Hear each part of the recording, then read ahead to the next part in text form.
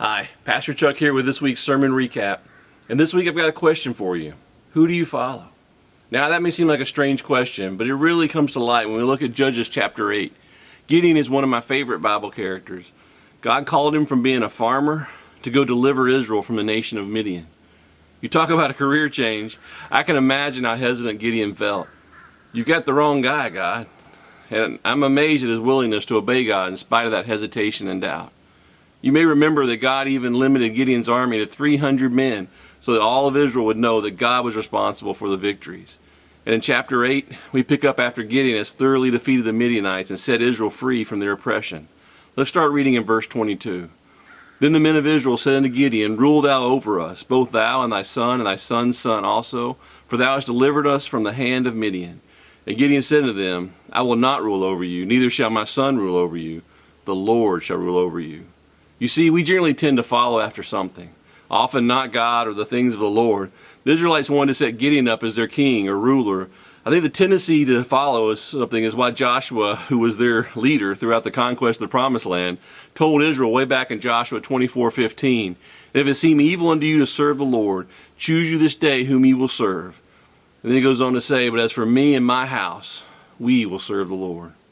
He knew that they were going to have to choose to let God lead them over and over and over again, or their hearts would lead them after all manner of things. We're the same way. Even Jesus said in Luke 9, also recorded in Matthew, and he said unto them, If any man will come after me, let him deny himself and take up his cross daily and follow me. For whosoever will save his life shall lose it, but whosoever will lose his life for my sake, the same shall save it. You see, this is a decision we have to make over and over again, even daily. But there's more to this story, continuing in Judges 8, verse 24. And Gideon said unto them, I would desire a request of you, that you would give me every man the earrings of his prey. For they had golden earrings, because they were Ishmaelites. And they answered, We will willingly give them. And they spread the garment, and did cast therein every man the earrings of his prey. And the weight of the golden earrings that he requested was 1,700 shekels of gold, besides ornamentals and collars, and purple raiment that was on the kings of Midian, and beside the chains that were about their camels' necks. And Gideon made an ephod thereof, and put it in his city, even in Ophrah. And all Israel went thither a-whoring after it, which thing became a snare unto Gideon and to his house. You see, Gideon took a stand and told the people that what they really needed more than anything else was to let God lead them. I would say the same thing to you today.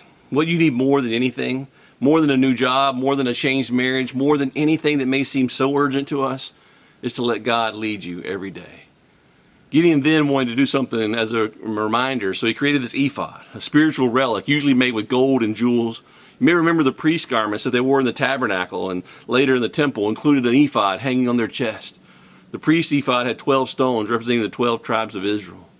I really believe that Gideon thought this would point the people to God, but it didn't. Their desire to follow anything other than God led them to worshiping the ephod itself, so much so that it tells us it was a snare to Gideon and his household.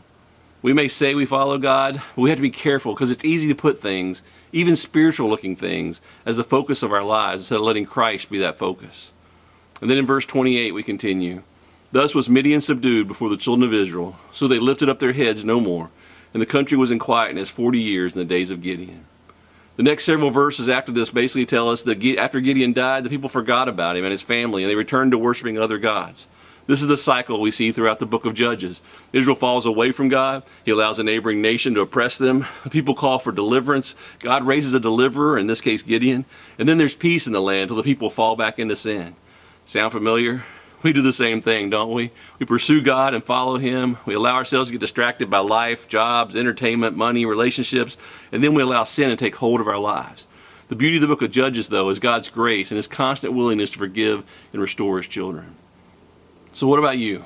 Do you need to get back to following Him, to being obedient to what He is leading you to do? Basically to say, the Lord will rule over me. To deny yourself, take up your cross and follow Him? I'll close with a question from the beginning. Who are you following?